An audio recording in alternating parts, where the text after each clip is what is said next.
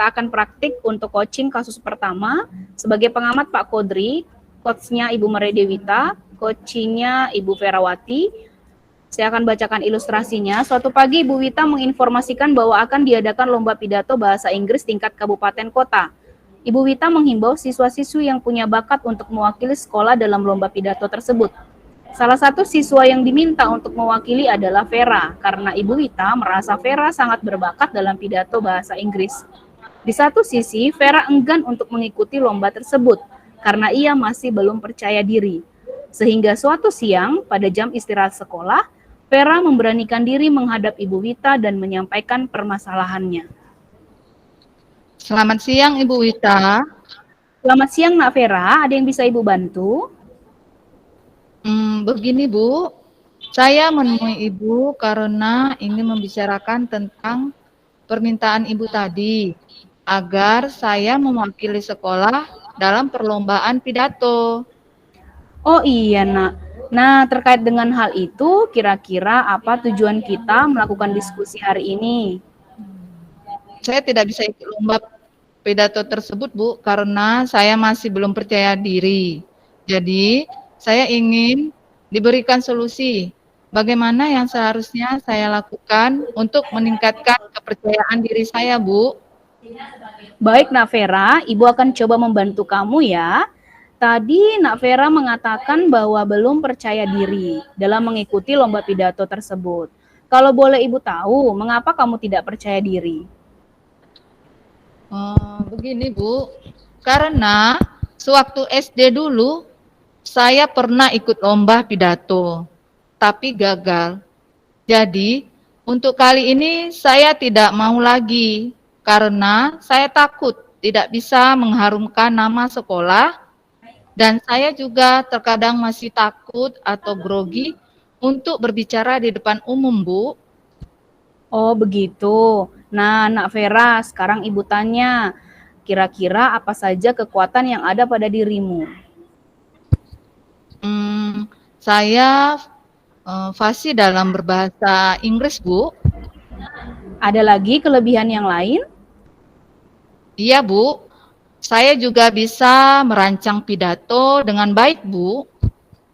Nah, Nak Vera, sebenarnya kamu punya kekuatan dalam diri yang perlu terus diasah dan perlu membangun rasa percaya diri kamu sehingga tidak mudah putus asa. Sekarang Ibu mau tanya, menurut kamu apa saja hal-hal penting sebagai syarat dalam berpidato? Setahu saya, Bu, syarat utama dalam berpidato adalah memiliki kecakapan untuk menyampaikan isi pidato, sehingga dapat dipahami dengan baik oleh pendengarnya, Bu. Tepat sekali, Nak. Begitu syarat pidato yang baik dan benar. Nah, sekarang dari syarat tersebut, menurut pendapat kamu, mana yang belum kamu kuasai? Dari syarat yang belum saya kuasai itu, menurut saya belum memiliki kecakapan untuk menyampaikan isi pidato, sehingga membuat pendengar tidak memahami isi pidato saya, Bu. Hal inilah yang akhirnya membuat saya kurang percaya diri dalam berpidato. Nah, Nak Vera, kalau begitu, langkah apa yang akan kamu lakukan supaya bisa mengembalikan rasa percaya diri kamu apabila dikaitkan dengan syarat berpidato yang Menurut saya, Bu, saya perlu lebih banyak belajar lagi bagaimana memiliki kecakapan untuk menyampaikan isi pidato, sehingga pesan dalam pidato saya tersampaikan ke pendengar. Dengan begitu, saya akan lebih percaya diri, Bu. bagaimana cara kamu meningkatkan kecakapan dalam menyampaikan isi pidato? Saya akan mencoba menemui guru bahasa Inggris, Bu, dan meminta beliau untuk mengajari saya, Bu. Bagus sekali, Nak Vera. Kamu juga bisa belajar dari sumber lainnya. Selain belajar dari guru bahasa Inggris, kamu juga bisa belajar dari YouTube. Kamu bisa melihat dan berlatih bagaimana dalam menyampaikan isi pidato. Ayo, kembalikan lagi rasa percaya diri kamu dengan lebih banyak lagi belajar tentang bagaimana berpidato yang baik dan benar. Sekarang, apa komitmen yang akan kamu jalankan untuk bisa mencapai tujuan tersebut? Komitmen yang saya akan lakukan yaitu saya akan belajar lebih giat lagi, Bu. Belajar dengan guru bahasa Inggris dan mempelajari dari YouTube, dan saya harus berkomitmen pada diri sendiri bahwa saya bisa melakukan itu. Nah, Ibu yakin kamu pasti bisa. Karena kamu punya kekuatan yang perlu diasah, yaitu salah satunya dengan cara mengikuti lomba pidato ini. Ibu yakin kamu bisa. Jangan prioritaskan menang atau kalahnya, tapi yang terutama kamu sudah bisa mengembalikan kepercayaan diri kamu dan mendapat banyak pengalaman baru. Baik Ibu Wita, saya siap mengikuti lomba pidato tingkat kabupaten mewakili sekolah kita. Saya yakin saya bisa, Bu. Terima kasih banyak Bu Wita atas motivasinya. Sama-sama Nak Vera, tetap semangat ya. Baik, Baik, Bu. baik itu praktik kasus pertama. Silakan Pak Kodri memberikan umpan balik sebagai pengamat. Baiklah, dari hasil dialog tadi dapat saya amati ini ada lembar proses observasi dari praktek coaching model Tirta. Yang pertama tujuan menyampaikan coaching di situ sudah tampak dengan jelas. Kemudian yang kedua identifikasi, yaitu memberikan pertanyaan-pertanyaan dan umpan balik yang mengarah pada identifikasi. Itu pertanyaannya sudah mengarah di mana tadi coachnya takut berbicara dengan umum, cuma sudah diarahkan, kemudian disampaikan juga bagaimana kekuatan daripada coach itu tadi dalam berbahasa Inggris, bagaimana dia juga bisa merancang pidato. Kemudian ada beberapa syarat yang tadi dari pidato tersebut, ada cakap isi pidato, kemudian ada sedikit kekurangan dari coach yaitu belum dapat menyampaikan pidatonya di depan umum. Jadi identifikasinya udah begitu mengarah menurut saya. Kemudian rencana aksi, yang ketiga rencana aksinya itu sudah jelas ya, sudah jelas dan tepat. Itu untuk dapat menjadi percaya diri. Jadi bagaimana dia rencananya untuk dapat percaya diri, itu perlu belajar dan memiliki kecakapan dalam berpidato di depan umum.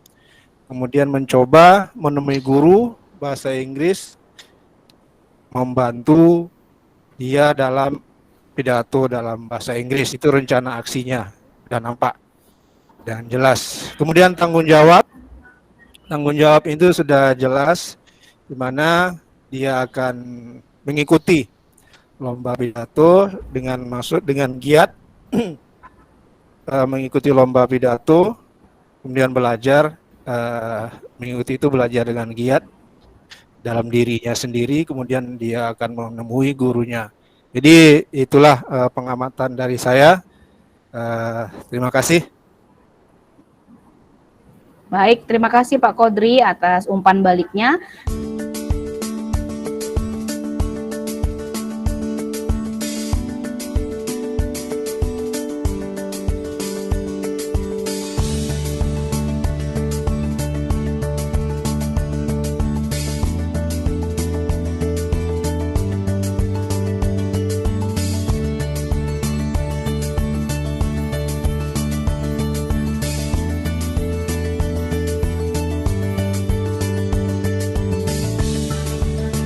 Praktik ke kasus sesi 2, kasus 2, yaitu sebagai pengamatnya adalah Ibu Maria Dewita, sebagai coach Ibu Ferawati, sebagai coach adalah Pak Kodri. Baik, silakan.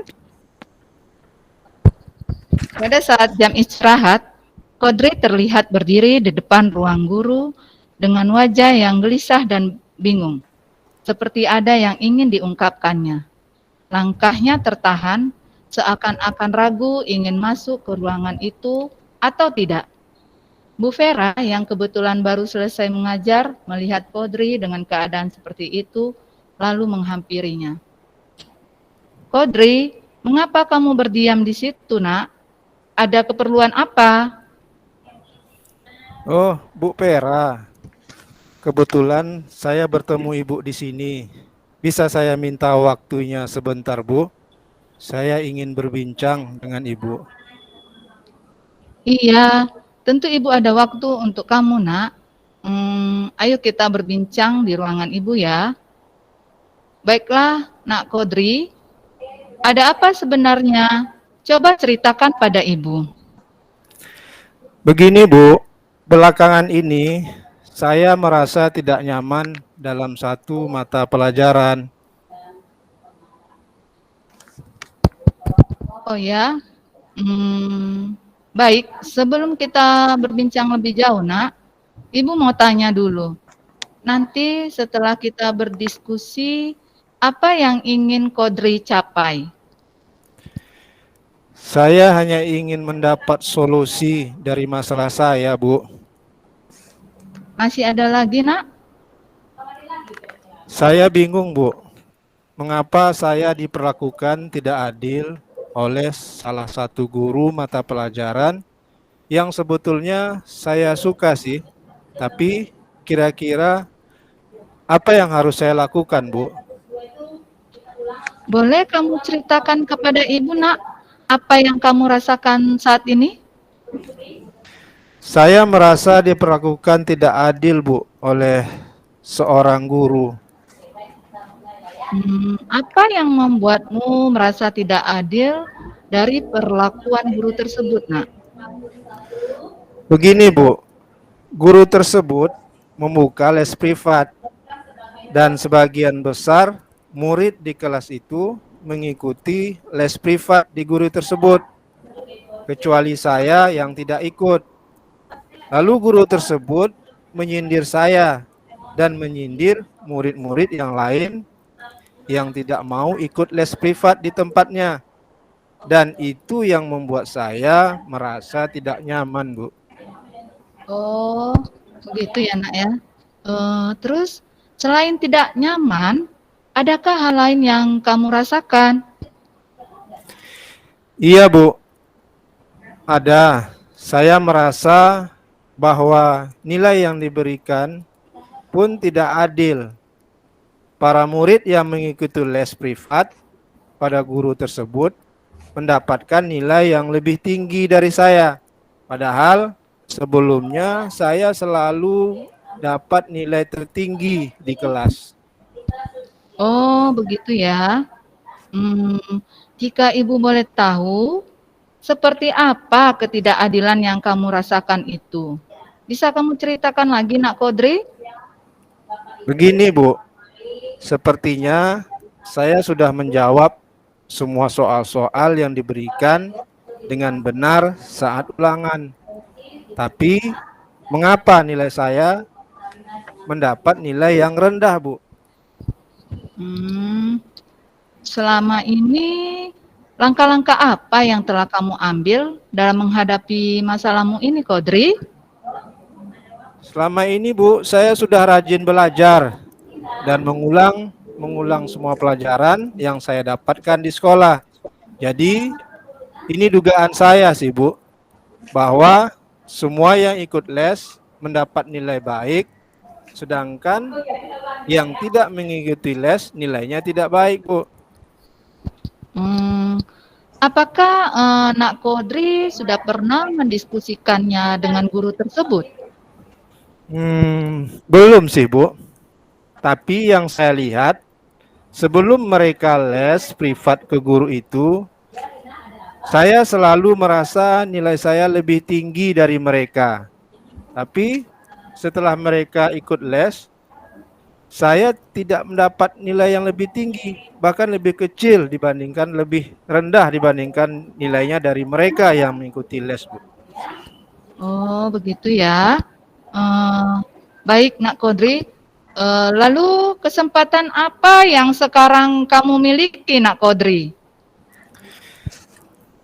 Saya sebenarnya tadi berdiri di depan ruangan guru berkeinginan untuk menemui guru tersebut untuk konfirmasi dugaan yang saya punya, yang saya punya selama ini apa benar atau tidak. Begitu, Bu.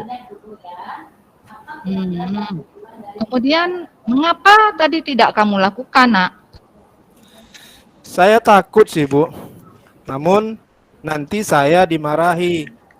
Jadi itulah mengapa saya ragu masuk tidak menemui guru tersebut, Bu. Oh, gitu. Lalu sebelumnya, apakah guru tersebut pernah marah padamu, Nak Kodri? Tidak sih, Bu. Gurunya baik. Pada saat menjelaskan pelajaran sudah bagus, saya mengerti. Dan sebenarnya saya juga senang dengan guru tersebut, Bu. Oh, begitu. Lalu kenapa tadi kamu tidak coba menjumpai guru tersebut? Ini kan akan bisa membantu menyelesaikan masalah Nak Kodri. Benar juga, Bu. Harusnya saya mencoba menemui guru tersebut tadi. Oh, bagus, bagus, bagus itu Nak Kodri.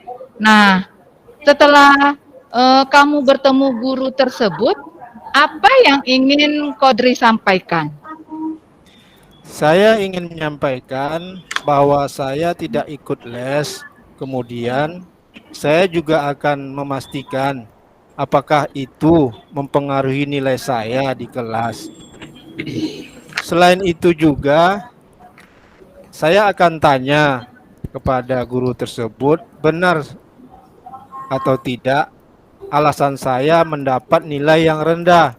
Itu karena saya tidak mengikuti les atau memang saya tidak bisa menjawab pertanyaannya, Bu. Oh, bagus loh. Itu Kodri. Ayo coba lakukan, Nak. Selain itu, apa kekuatan yang kamu miliki sehingga kamu merasa yakin bisa mendapat nilai lebih tinggi walaupun kamu tidak ikut les privat? Begini, Bu. Saya sebelumnya dari kelas 4 selalu juara di kelas. Selain itu juga saya selalu belajar dengan rajin dan mengulang kembali pelajaran setelah sampai di rumah. Kemudian saya juga sering mencari sumber-sumber belajar melalui internet, membaca buku dari perpustakaan, tetapi akhir-akhir ini saya dipanggil oleh KONI untuk memasuki Pelatda. Itu, Bu, cabang olahraga bulu tangkis. Sejak itu saya sibuk, Bu, karena kegiatan pelatihan ini sangat intens dan saya harus berlatih seminggu 4 kali. Begitu ya. Apakah hal tersebut cukup mempengaruhi belajar Nak Kodri? Sepertinya iya, Bu. Saya menjadi kurang maksimal di dalam belajar karena sampai di rumah saya lelah dan langsung ke kamar untuk tidur. Oh, ya, begitu ya. Nah, sekarang coba kamu pikirkan kembali tentang nilaimu tadi. Apakah disebabkan karena kamu tidak ikut les atau karena memang kurang belajar, Nak Kodri? Kayaknya sih memang kurang belajar, Bu. Mungkin karena ini saya tidak fokus dalam belajar. Oh, nah, Nak Kodri, sekarang apa yang akan kamu lakukan nanti? Pertama, saya tetap akan bertanya ke guru tersebut, Bu, untuk memastikan dugaan saya benar atau tidak. Selain itu, saya akan mencoba membuat jadwal belajar yang disesuaikan dengan jadwal latihan bulu tangkis saya di Pelatda. Karena menjadi atlet nasional adalah impian saya juga, Bu, dan cita-cita saya dari kecil, Bu. Ya. Itu impian yang sangat bagus sekali, Nak Kodri. Dan solusi yang Nak Kodri rencanakan tadi juga sangat bagus. Nah, selain itu, ada lagi nggak yang akan kamu lakukan? Kalau untuk ikut les privat, saya rasa saya tidak bisa, Bu, waktunya. Karena saya kan lebih banyak di KONI nantinya. Saya rasa ada teman saya yang bisa bantu saya, Bu, yaitu Andi, teman Ya, sebangku saya yang kebetulan ikut les privat dengan guru tersebut. ya. Andi teman baik saya sejak kelas 1. Dia pasti mau membantu saya, Bu. Oh, baik sekali, Nak. Selanjutnya, apa rencana Nak Kodri dalam mencapai tujuan tersebut? Saya akan menemui guru pelajaran tersebut, Bu. Melakukan konfirmasi kebenaran dugaan saya. Ya. Kemudian saya juga tanya sama ibu tersebut jawaban di ulangan saya. Sebetulnya benar atau tidak.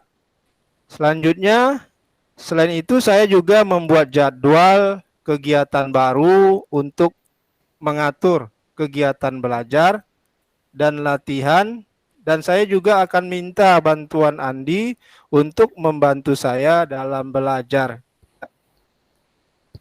Bagus sekali, Nak Kodri. Bagus, bagus ya. Ibu bangga dengan kamu dan sangat suka rencana yang akan kamu lakukan. Lalu komitmen apa yang bisa kamu lakukan untuk menjalankan rencana tersebut, Nak Kodri? Begini, Bu, besok pagi saya punya rencana akan memberanikan diri untuk menemui guru tersebut. Selain itu, mulai besok juga saya akan membuat jadwal kegiatan untuk mengatur ulang jam belajar dan latihan saya. Oh, lalu kira-kira siapa yang akan kamu mintai bantuan untuk menjalankan komitmen itu, Nak Kodri? Tentunya teman baik saya, Bu. Karena dia teman baik saya di kelas 1.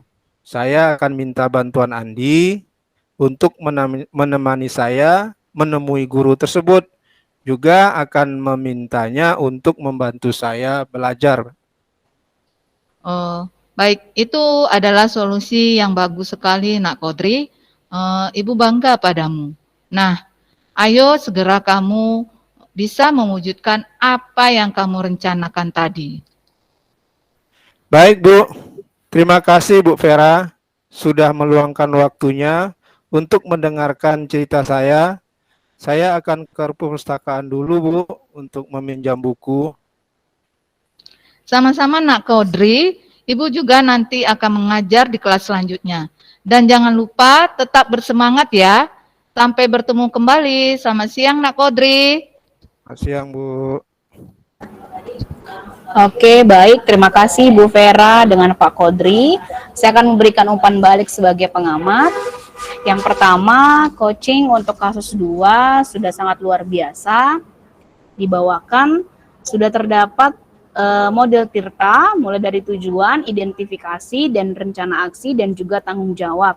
Tadi di tujuan sudah sama-sama, sudah coachnya sudah menanyakan kepada coachi bahwa tujuan apa yang akan diperoleh dari sesi diskusi.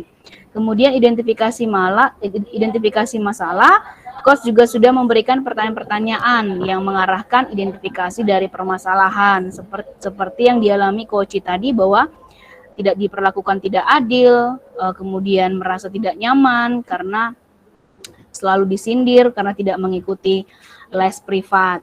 Kemudian tidak nyaman karena nilai yang mengikuti les privat jauh lebih tinggi.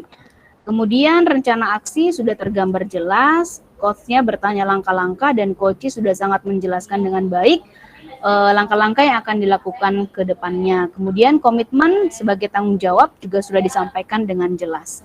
Baik, itu sekian dari hasil dari pengamat.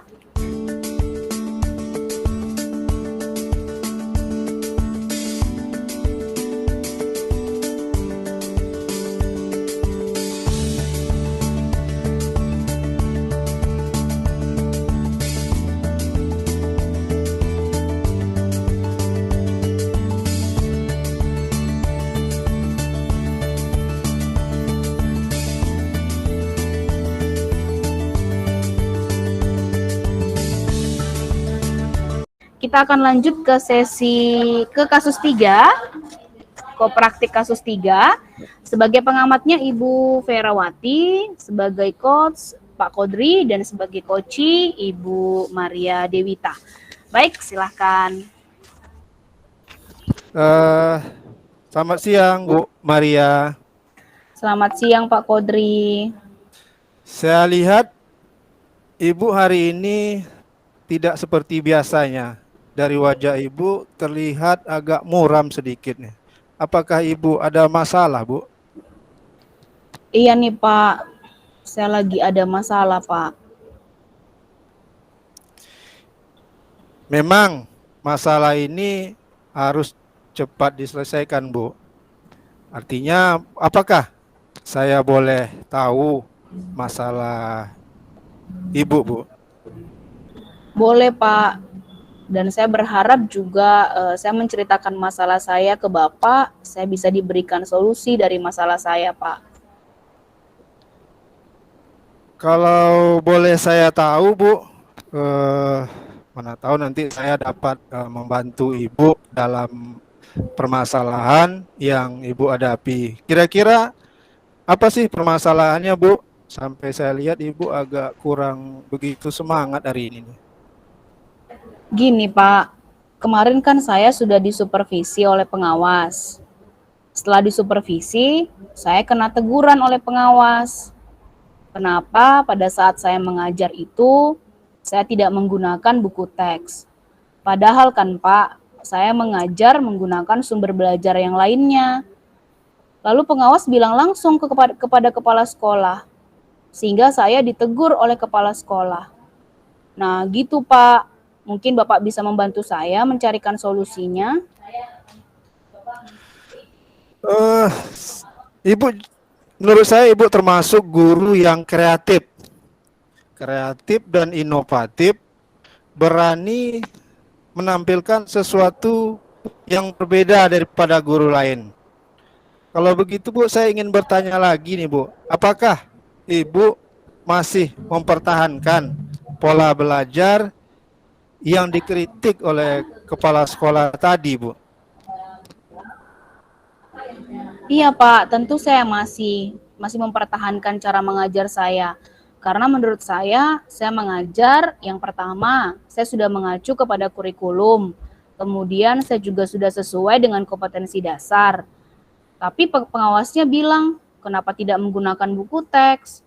Padahal saya kan menggunakan sumber belajar yang lainnya, Pak.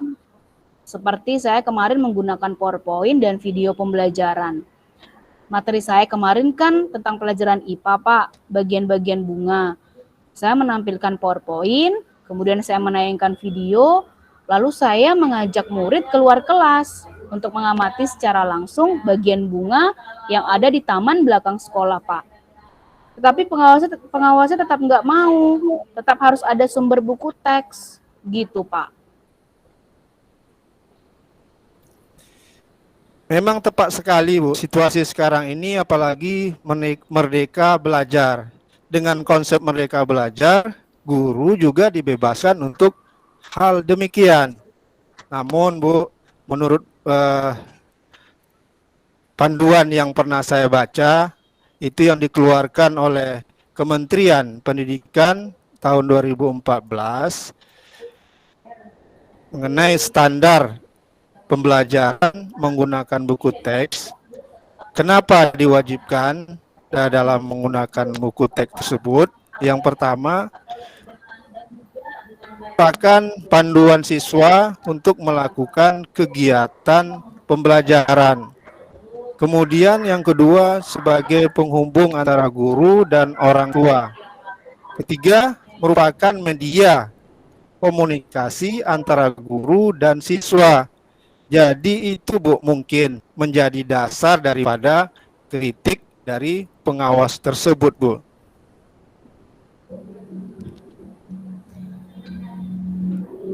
Iya Pak, betul sekali.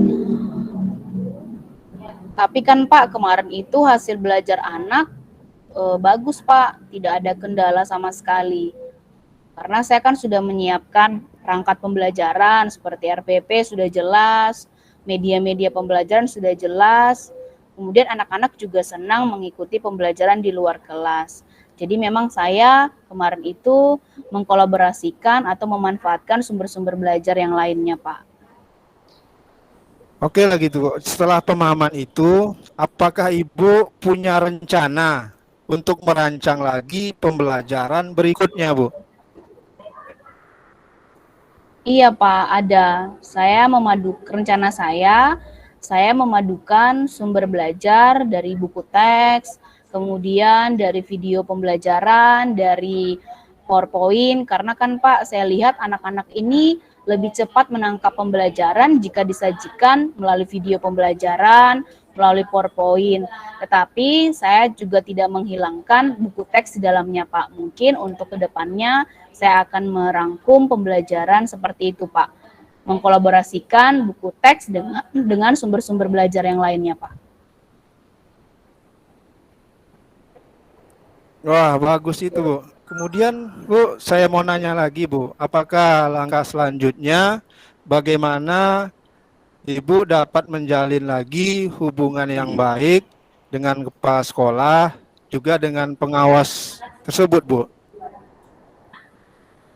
Begini Pak, rencananya hari ini saya akan datang ke kepala sekolah dan menyampaikan bahwa dalam pembelajaran saya yang kemarin, saya sudah menyiapkan perangkat pembelajaran yang baik, seperti RPP, media pembelajaran, lalu sumber belajar yang lainnya, dan saya juga akan memberikan atau menampilkan hasil belajar anak Pak, sebagai bukti bahwa pembelajaran saya kemarin berhasil atau bisa memberikan atau bisa meningkatkan hasil belajar siswa.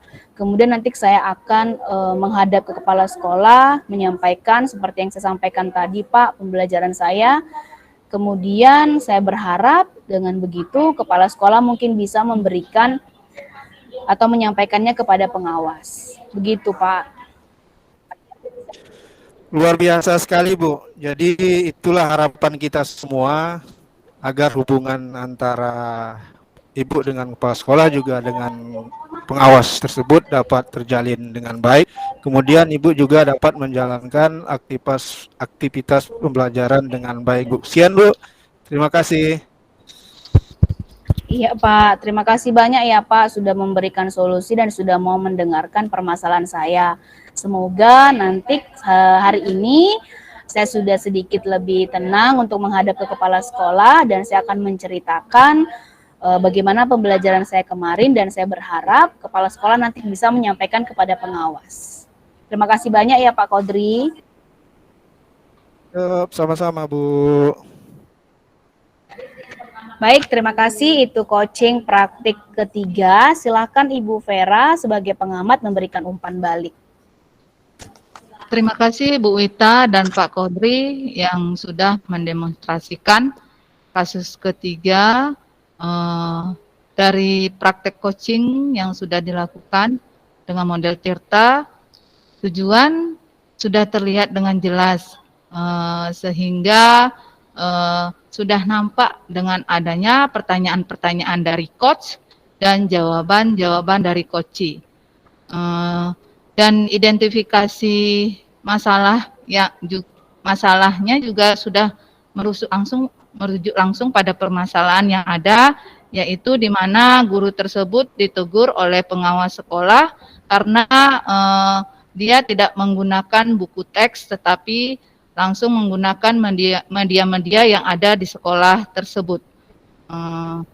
Kemudian untuk rencana aksi sudah tampak jelas tahapan demi tahapan yang dipancing dari pertanyaan-pertanyaan coach, sehingga ini membantu coach untuk bisa menemukan solusi dari pertanyaan serta umpan balik yang diberikan. Sehingga potensi dari coach ini muncul untuk menyelesaikan masalahnya.